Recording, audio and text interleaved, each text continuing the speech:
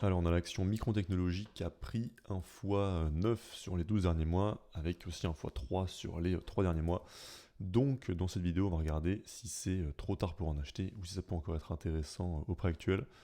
Donc commençons par regarder déjà les chiffres de Micron. Donc ce qui saute aux yeux, c'est l'explosion de chiffre d'affaires sur les 12 derniers mois, explosion de free cash flow qui va avec.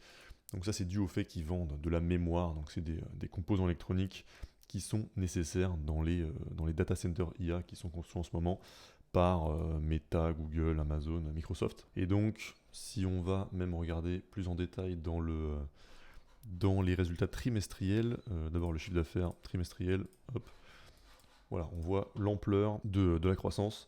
Donc ça commence surtout au Q2 2026, où d'un trimestre sur l'autre, ils ont fait 75% de croissance, et d'une année sur l'autre, 200%. Et là, au Q3 2026, donc très récemment, ils ont fait encore plus 73%, 74% de croissance par rapport au trimestre précédent. Déjà que par rapport à l'année précédente, c'est déjà énorme. Là, c'est par rapport au trimestre précédent.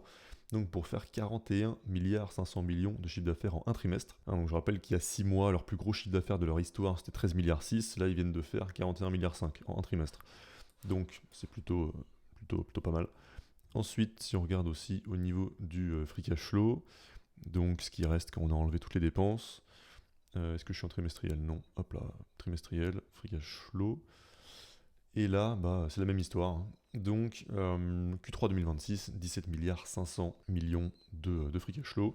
Leur record précédent, c'était 7 milliards. Et on voit qu'avant ça, ils ont toujours alterné des périodes de free cash flow positif, donc où ils étaient rentables, avec des périodes de free cash flow négatifs, donc où ils n'étaient pas rentables.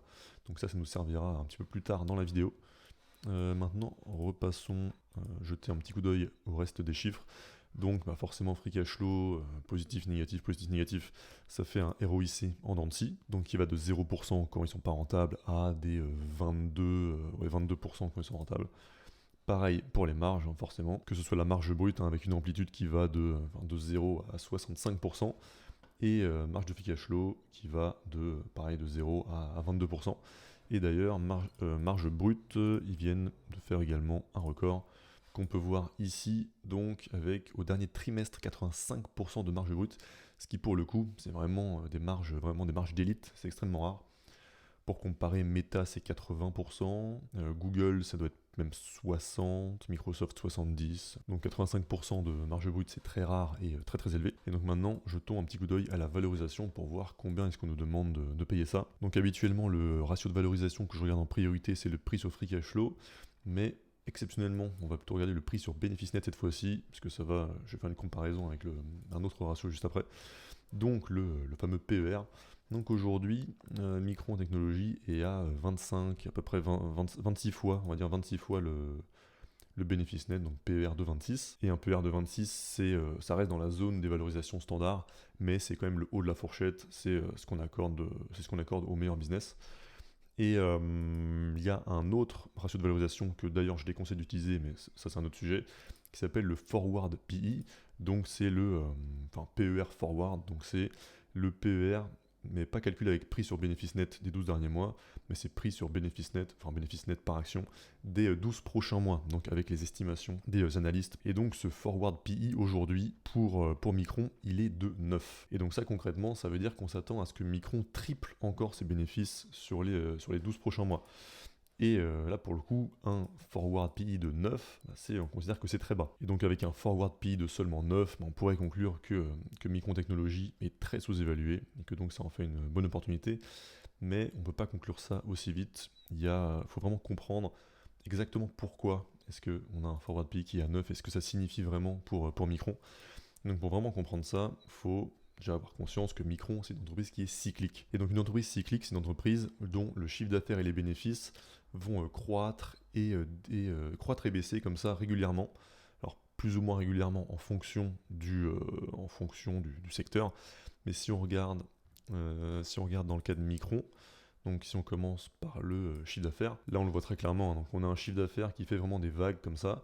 Donc un pic fin 2018, un cru en 2019-2020, un pic en 2022, un cru en 2023 et un nouveau pic, donc qui est dû au cycle actuel qui est un cycle d'investissement dans l'infrastructure IA.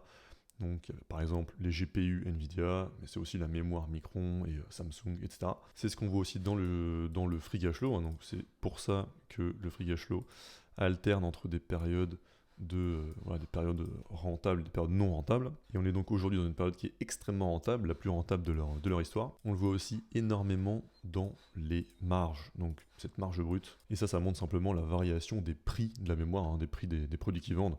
Donc marge brute qui passe de 11% à 32, à 17, à 60, c'est n'importe quoi. Et aujourd'hui on est à un record à 85. Et là les prix ont tellement augmenté que par exemple Apple a dû augmenter le prix des Mac à cause de ça, quoi. Et puis on le voit aussi dans les marges, alors que ce soit marge du free cash flow ou marge d'exploitation ici. Je vais mettre sur 20 ans pour mieux voir les variations. Donc là même principe, hein, on va de pas rentable à 52% de marge d'exploitation, c'est vraiment énormissime. Même 80% de marge d'exploitation, c'est plus que la marge brute de Nvidia, si je ne m'abuse, je vais vérifier. Voyons voir, c'est ça, ouais. Marge brute de Nvidia, ce qui est déjà très très bien, hein, 71%. La marge d'exploitation de Micron, c'est 80%. Et donc, au final, sur les entreprises cycliques, en fait, on a deux choix. Alors, on peut faire le choix d'ignorer les entreprises cycliques, donc de juste pas investir dessus, et de privilégier des entreprises qui vont simplement avoir une croissance comme ça, une belle exponentielle régulière sur la durée. Moi, c'est ce que je fais, je préfère cette voie-là. Mais si on veut investir dans des cycliques comme ça, il faut savoir que tout se joue vraiment sur le timing. Il faut vraiment investir au bon moment du cycle. Et si tu te loupes sur le timing, là tu vas être en difficulté, quoi. Donc on va regarder comment est-ce qu'on fait pour avoir le bon timing sur ce genre d'action. Donc on a vu tout à l'heure que le forward PE, il est que de 9, donc ce qui paraît vraiment sous-évalué. Mais il faut bien avoir conscience qu'on est en ce moment dans une période de demande énorme pour les produits de Micron. Et en face de ça, il y a un manque d'offres. Donc s'il y a une demande qui est sans précédent et un manque d'offres en face, on va avoir donc les prix qui explosent. Donc on est en ce moment à un pic de prix, et donc de pic de croissance et de marge, et donc un pic de bénéfice. Et le bénéfice, c'est le dénominateur du forward PE, donc c'est le prix divisé par bénéfice par action. Et donc tu as ce dénominateur qui va être à un pic, et qui donc va réduire le résultat du ratio. Sauf que ce cycle d'investissement dans l'infrastructure IA, il va pas être infini, pour plusieurs raisons. Déjà, comme les marges en ce moment donc sur la mémoire sont extrêmement élevées, il va y avoir une augmentation de l'offre qui va venir, puisque les autres vont vouloir simplement prendre leur part du gâteau. Donc, d'un côté, il va y avoir une augmentation de l'offre au fur et à mesure, et puis en même temps, en parallèle de ça, la demande va ralentir. De plusieurs manières, déjà, si les prix des composants qui sont nécessaires pour ces data centers sont trop élevés, ça va peut-être rendre, en tout cas ça va rendre ces projets-là moins rentables, et moins c'est rentable, moins il y a de raisons d'investir, surtout que c'est ça un des gros sujets, c'est est-ce que justement les retours sur investissement sont suffisamment élevés, et donc le fait d'avoir des prix comme ça, les prix qui explosent, ça aide pas, donc ça pourrait avoir un impact. Mais aussi un deuxième élément qui fera baisser la demande, c'est qu'une fois que le gros a été construit, nécessairement le rythme des investissements va ralentir, et puis troisième raison, ça peut aussi être les clients qui se rendent compte qu'ils ont surinvesti, ce qui est extrêmement classique dans les gros cycles d'investissement comme ça, quand on regarde l'histoire, hein. C'est même ça la norme en fait. Donc par exemple avec les télécoms en 2000, et donc ils peuvent se rendre compte qu'ils ont surinvesti, soit parce que le retour sur investissement est trop faible, ou alors simplement parce qu'ils ont pris trop d'avance. Ils peuvent avoir trop construit en amont et ensuite mettre des années, voire plus, à absorber tous ces investissements, quoi. Donc on a augmentation de l'offre, baisse de la demande, et en plus de ça, troisième élément en parallèle, c'est que le produit qu'ils vendent, c'est une commodité. Et donc les clients choisissent purement sur le prix, quoi. C'est pas le type de business qui peut fixer un petit peu les prix comme ils veulent. Donc pour ces raisons, les prix de la mémoire vont nécessairement à un moment donné finir par baisser.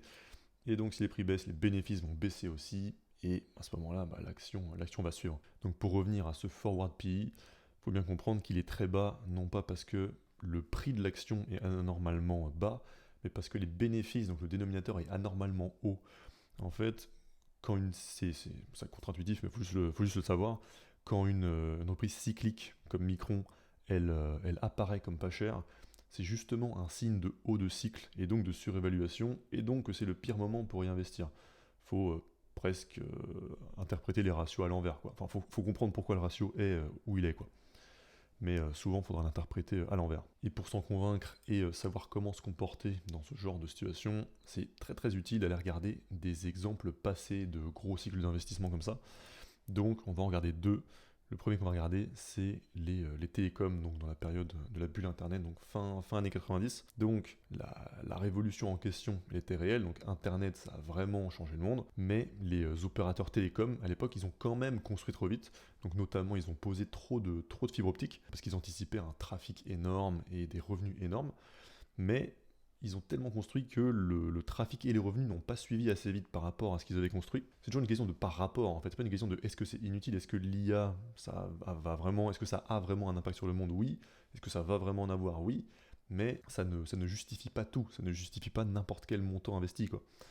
Donc voilà, les opérateurs télécoms avaient surinvesti à l'époque, donc posé trop de fibres optiques. Donc comme le trafic et les revenus n'ont pas suivi, ils ont justement coupé les capex. À un moment donné, les capex, donc ils ont coupé ces investissements. Donc ce serait l'équivalent aujourd'hui de Microsoft, Meta, Google, Amazon qui coupent les capex. Donc ils disent ça y est, on a trop investi, ou on a suffisamment investi, on coupe maintenant. Et donc à l'époque, les fournisseurs, par exemple de fibres optiques comme Corning, eh bien ils en ont pris un coup, quoi. Donc si on regarde sur Graham, donc on va regarder trimestriel, le chiffre d'affaires. Voilà, donc là on voit bien explosion de chiffre d'affaires de Corning, là c'est par trimestre, avec un pic ici fin 2000 avec 2 milliards 100 millions de chiffre d'affaires, et ensuite ils ont coupé les investissements, et donc, enfin leurs clients ont coupé les investissements, et donc énorme chute du chiffre d'affaires de 2 milliards 150 millions à 500 millions. Chiffre d'affaires quand même divisé par 4, ça montre quand même l'ampleur que ça peut avoir. Et avant qu'il retrouve le même niveau de chiffre d'affaires, il a fallu attendre.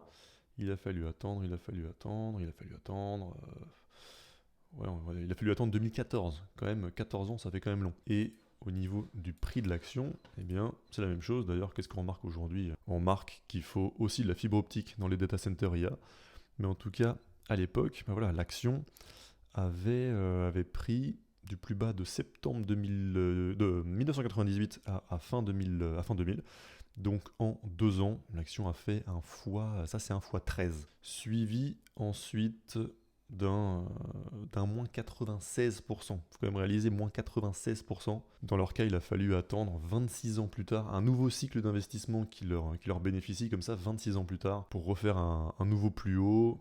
Et c'est seulement en plus, en tout cas pour l'instant, c'est seulement en plus un x2 par rapport au pic. Donc sur 26 ans, ce qui est pas terrible. Et aujourd'hui, il reste encore une trace de ce cycle d'investissement-là. C'est ce qu'on appelle la dark fiber. Donc c'est de la fibre optique qui avait été posée à l'époque, mais qui aujourd'hui encore est toujours pas utilisée.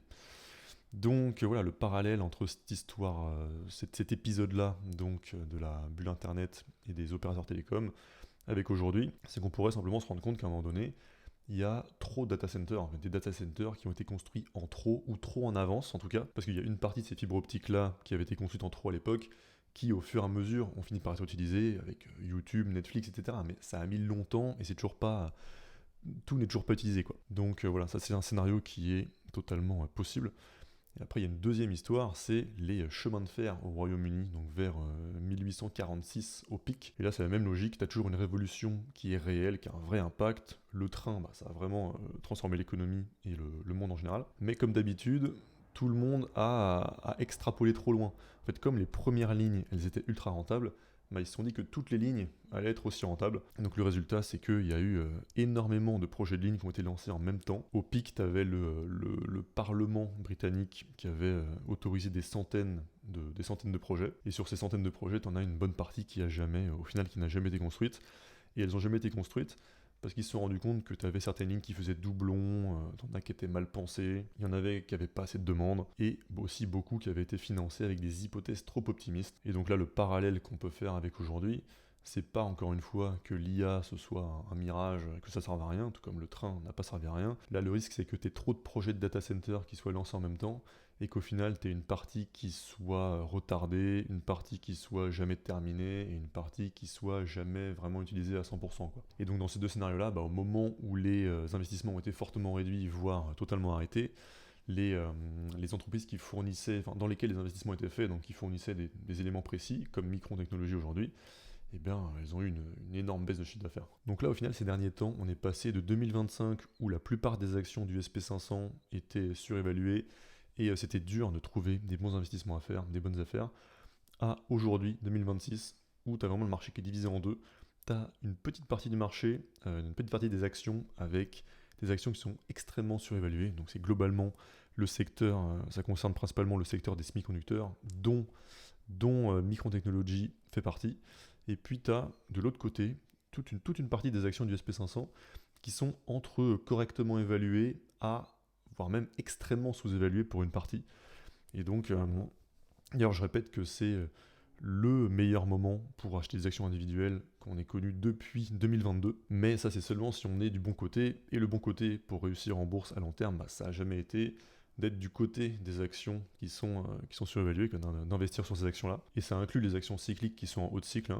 Mais il faut faire le contraire, il faut investir dans ce qui est sous-évalué. Ce qui est sous-évalué, c'est ce qui est impopulaire à l'instant T, des actions qui sont mal aimées, dans lesquelles les gens n'ont pas envie d'investir en ce moment, puisque l'attention est tournée ailleurs, vers les actions qui explosent, comme d'habitude. Parce que là, vu le nombre de personnes qui investissent dans les actions du moment qui explosent, comme Micron Technology, dans l'espoir de faire elles aussi leur x10, et sous prétexte que le forward PE est à seulement 9, ça va être, je pronostique encore une fois que ça va être un carnage, comme d'habitude dans ces situations-là, alors que pourtant, il y a sous leur nez des vrais bons investissements à faire, mais ça demande de savoir ce que fait l'entreprise, vraiment comprendre la valorisation, et puis maîtriser la psychologie de l'investissement pour savoir se détourner des actions les plus populaires du moment qui sont en train d'exploser, et à l'inverse, aller investir sur ce qui est inconfortable pour ton cerveau primitif à court terme, mais qui sera beaucoup plus rentable à long terme. Et donc, au final, s'il y a 3 trucs à retenir, c'est déjà, quand on entend que quelque chose de cyclique n'est plus cyclique,